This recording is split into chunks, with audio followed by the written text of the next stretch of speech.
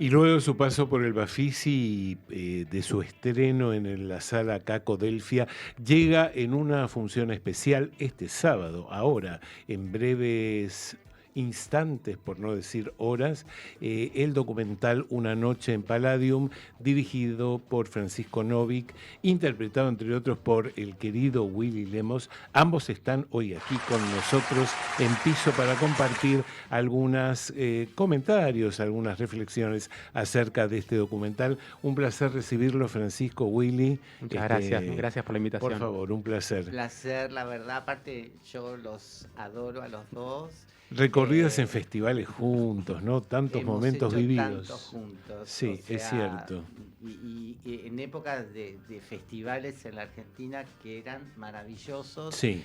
que lamentablemente se cerraron y que seguramente vamos a lograr volver a abrir. Sin duda. Y que bueno, he sido mascota y entonces mi rol era siempre como entretenerlos. Sí, a Willy ustedes nos divertía, y pasamos amarlos. momentos muy, muy agradables con él. Bueno, y hoy te toca ser parte de un documental icónico, ¿no es cierto? Un documental maravilloso que en mí significa, 40 años de aquellas mujeres cuando en este país todavía existía el 2 inciso H, que después lo sacó en el 2000, recién en el 2007 lo sacó Néstor, gracias a Néstor. Claro, porque volvió la democracia con Alfonsín y esto seguía. Esto seguía totalmente. Claro. Yo en plena democracia estuve en la cárcel de Devoto en el 89, después de Palladium. Pero en Palladium... perdón, estuviste en la cárcel porque a la 10ª vez que te llevaban, por la misma razón, te mandaban a Devoto. Porque al vestirte de mujer, sí, el artículo decía que vos te prostituías, era por prostitución. Yo no sabía eso y cuando me llevaron la 11 vez a acoso de un escenario, porque había racias, yo en esa época hacía under, había hecho tacos altos y estaba filmando mientras Palladium existió, maravilloso lugar, que quiero decir algo importante que es esto. En ese lugar, en esa magia que nos dio la posibilidad el papá de mi director y su socio Juan Lépez, y había otro socio más, existió algo que no pasaba en la calle. Ahí adentro todos éramos parejamente iguales. Y eso significa que estaban Virus, los rockeros, que estaba Fito, que estaba Renata Yuyen como plástica, que estaba Marta Minujín también como plástica, que estaban las gambas al ajillo como locas de Lander, que estaban, con luchas de barro, que estaban los caviar, que era el transformismo de Jean-François Casanova, que era una maravilla, para mí el mejor transformista, que estaba Nacha Guevara, que estaba... y estaba esta persona que habla como anfitriona del lugar, como mujer vestida, y lo que pasaba era que todos estábamos iguales y nadie decía, uy, mirá este coso, el otro, o sea, había de verdad una democracia. Había una inclusión ahí adentro. Una inclusión, gracias, una inclusión que no existía afuera todavía y que no existió por mucho tiempo. Y además un cuidado. Que por eso después se cerró, cuando lo policial empezó a tornarse, porque hubo un cambio policial en los años de Palladium, que era en el momento de más éxito, empezaron las racias y cada vez eran más seguidas y más seguidas y más seguidas. A mí, el Negro Martínez, que Dios lo tenga en la gloria, que era policía y tenía un tiro en la cabeza y aparte todos le teníamos como miedo porque era un personaje, pero nos cuidaba, porque lo loco era que nos cuidaba ese policía.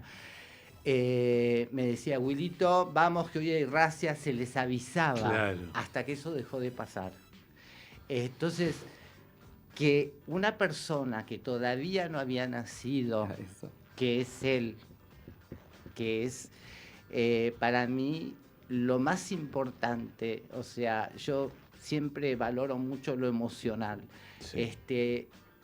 Este nene que no había nacido y que no sabía de ese lugar, logre que en este momento, además en este momento donde se vuelven a repetir tantas cosas, ¿no? Que uno dice que nunca más iban a pasar y la verdad que no se puede creer lo que está pasando. Está pasando y con creces. Y con creces. Claro. Y con una crueldad que ni en esa época, con una crueldad terrible.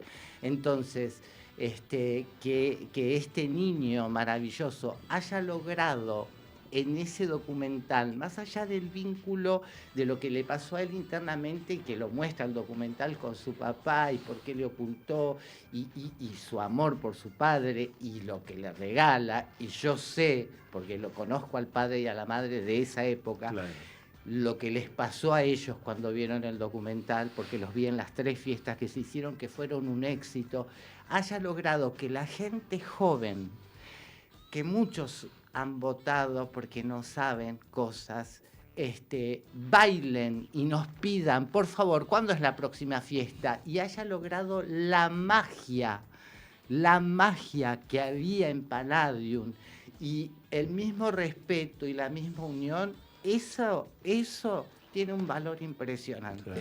Eso es lo más hermoso que él me hizo revivir. Entonces, lo amo con todo mi vida. Gracias, Willy. Me tomo de eso porque me iba para preguntarle a Francisco, porque el documental es un viaje a otro tiempo, a un otro lugar, pero también es un viaje para vos. Es un viaje en el que te estás encontrando, viendo, tratando de descifrar cosas. Íntimo, familiar también, además de social, de ubicar en tiempo y en época a Palladium. ¿Cómo fue decidirse a eso? Porque hay que decidirse también, exponerse. Bueno, creo que tiene que ver mucho con la memoria, ¿no? Porque es la memoria familiar y es la memoria histórica y están imbrincadas y son casi imposibles de discernir. En mi caso, a mí siempre me gustó la historia, de hecho estudié economía y, mientras estudiaba cine, en paralelo, yo me intrigaba mucho este lugar que había fundado mi papá y del cual yo no tenía idea, ¿no? Era un lugar que había sido muy icónico en los 80, que había sido borrado por la historia, por el menemismo y por lo que vino después, y no quedaba nada, salvo una foto en la casa de mi papá y un blog de Willy Lemos que en el año 2000 y pico contaba sus noches en Palladium. Entonces yo lo único que tenía era la foto de mi papá y una página de internet con el diseño ese 1.0 de internet. Y bueno, tuve que empezar a reconstruir ese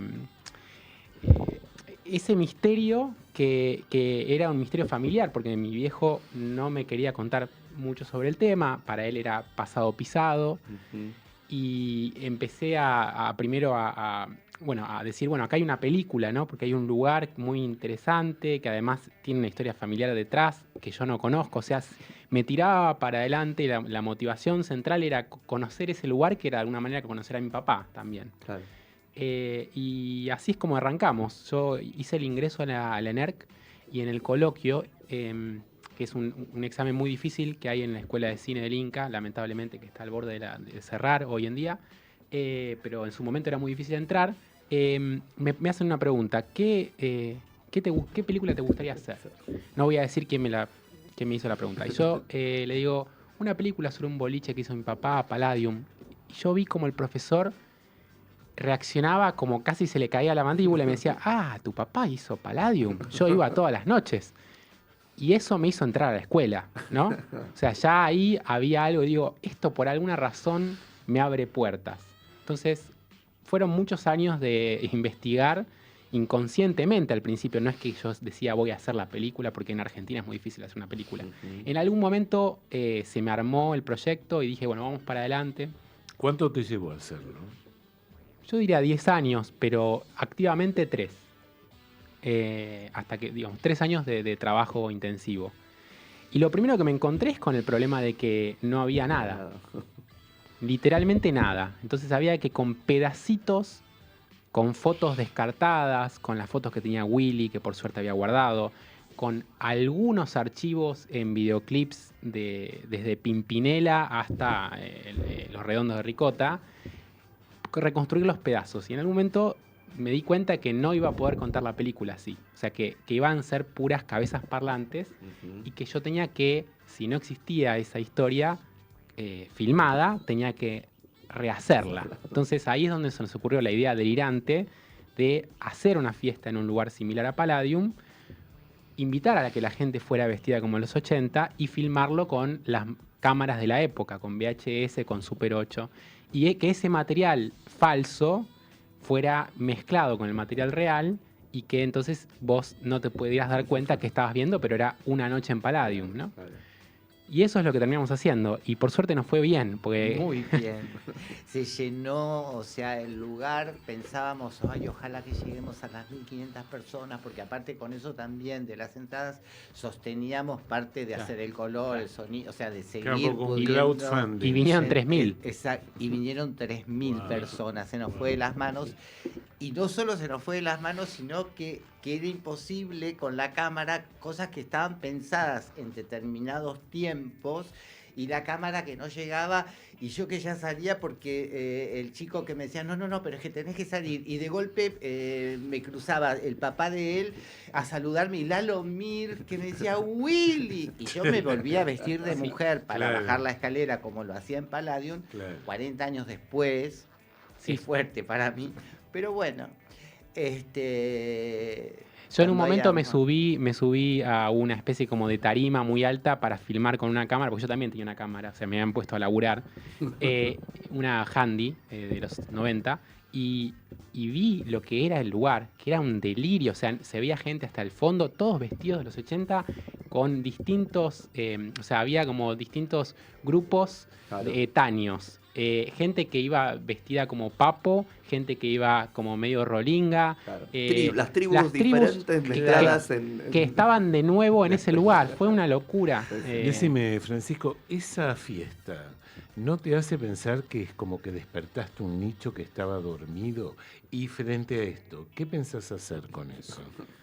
Bueno, sí, o sea, me pasó que cuando fui a esta fiesta que organicé, dije, no hay una fiesta así. Y muchos de mis amigos no salen de noche. Por ahí se juntan en reuniones, pero no salen a la noche, como se la conocía antes, porque la noche en los 90, y incluso después de Cromañón más, se transformó completamente, ¿no? Son espacios donde apagan la luz, ponen bebidas y una música que es siempre igual, y todos van empastillados a bailar la misma música hasta irse a las 7 de la mañana. Sí. No es mi onda. Entonces, con el DJ invitado de turno. Exacto, claro, con DJs que van variando y que nadie controla un fluir de la noche, sino que son fragmentos que van... No sé, no es lo que me gusta. Y cuando organizamos esta fiesta dije, bueno, yo acá vendría. Y le pasó mucha gente. Y mucha gente más grande que yo, mucha gente más joven que yo. Llegaron a venir personas de 20 que me decían, yo a esto vendría. Volvería. Mira. Y uno de ellos fue Martín Páez, hijo de Cecilia Roth y Fito, que la verdad que yo no sé qué le pasó, pero me citó y me dijo, che, esto hay que hacerlo. Claro. Y ahora entonces, y está te en metiste eso. vos solito. Te metiste vos solito. Bueno, mi papá me dijo, ¿vos vas a ser un hombre de la noche? Y yo le digo, como vos. Claro. No sé. Sigue el legado, Fijate. señor. Piénselo. Igual me parece que decir hombre de la noche es como un estigma que no necesariamente se aplica, porque vos podés dedicarte durante unos años a revisitar esto y bueno, después hacer otras cosas. Seguro. Estamos en eso. Ya hicimos una primera fiesta hace 2-3 semanas. Sí.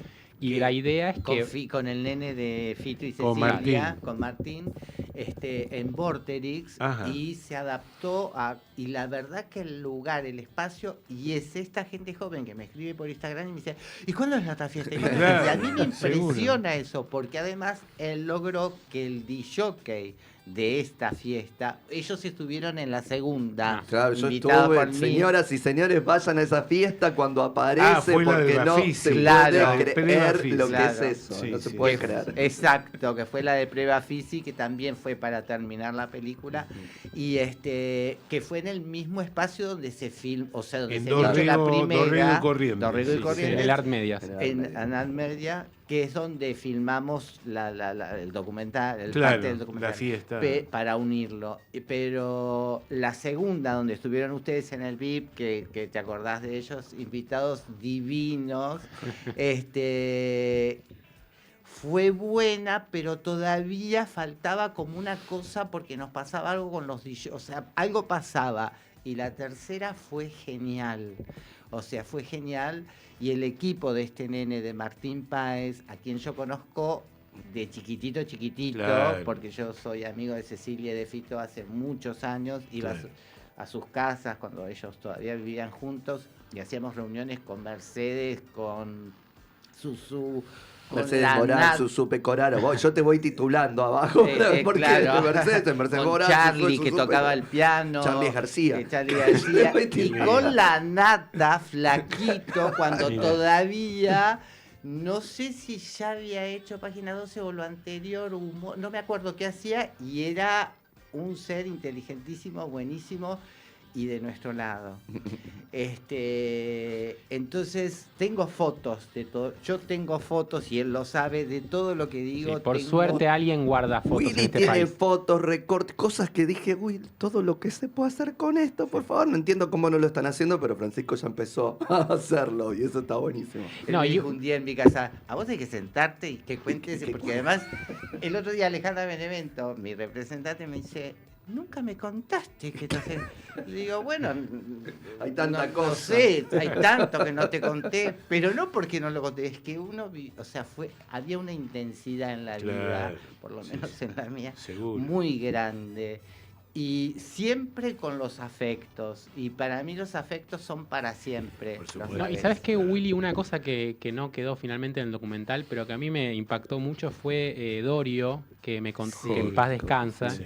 que me contó que él creía que Palladium había sido tan intenso porque como así en el siglo XIX, a fin del siglo XIX, había un cambio muy grande en la sociedad a partir de las nuevas invenciones y la modernidad. A Ujú. fin del siglo XX había habido un cambio también muy oscuro de que se sentía que después de la dictadura las cosas no iban a estar bien, ¿no? Ujú. Incluso en democracia, y que había una oscuridad con la que había que convivir. Convivir, Y exacto. entonces también había una sensación de que el tiempo no se sabía hasta dónde iba a llegar y que había que vivir intensamente para sobrevivir y también para captar algo de eso que es Sí. vivir. Total. Y yo creo que hoy en día hay un punto en común ahí. Sí. Hay una oscuridad en la que vivimos, en donde Enorme. de pronto te juntas con mucha gente en un espacio vital y alegre, donde no hay odio, donde no te están mirando de costado y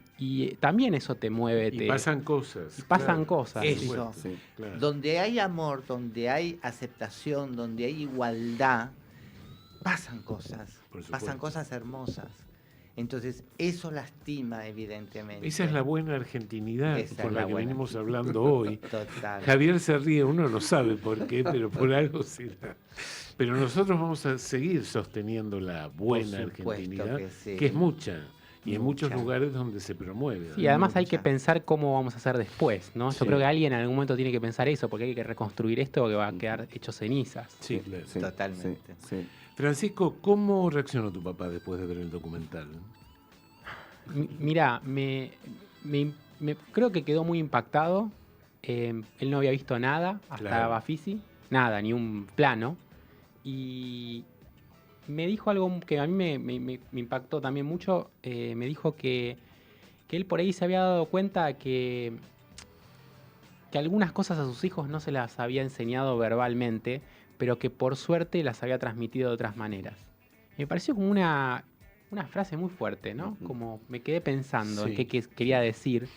Creo que tiene que ver un poco con el fondo de la Sí, película, sí. que es que había algo que nos unía y que no estaba siendo explicitado y que tenía que ver con esta necesidad de hacer algo creativo con amigos, irreverente, que yo no veo hoy en él, pero que es parte de su personalidad. Claro, Tal cual. Entonces, eso fue lindo, ¿no? Como la película nos unió más. claro. Claro. Como que en tu obra vio eso que no lo había dicho, pero que ahí está, está en el ambiente. Y no solamente en mi claramente. obra, sino en la forma en que nos crió, Claro. que eso todavía Sí, me parece sí, más sí. importante. Sí, totalmente. Bueno, y ahora se van al Gomón, contame, ¿a qué hora comienza la función? Bueno, si alguien todavía está con ganas de verla, a las 20 es la Qué función. lindo horario para Sí, ir. sí. En la Sí. sala grande, es un horario divino, Uy, para es celebrar. un documental genial, es temprano y vamos a estar presentándola.